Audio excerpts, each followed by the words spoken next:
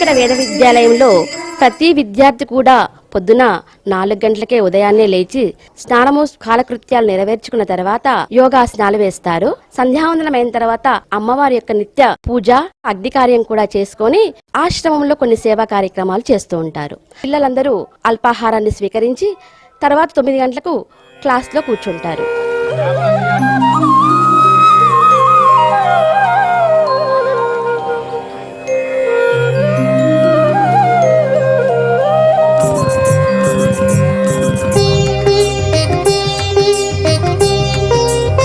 వేదం అంటే మనం జీవితాలు గమనం ఎలా ఉండాలో నేర్పేది. వేదాల్లోంచి వచ్చినవే ఈ పురాణాలు కానీ, భారతం కానీ, భాగవతం కానీ అన్నీ కూడా.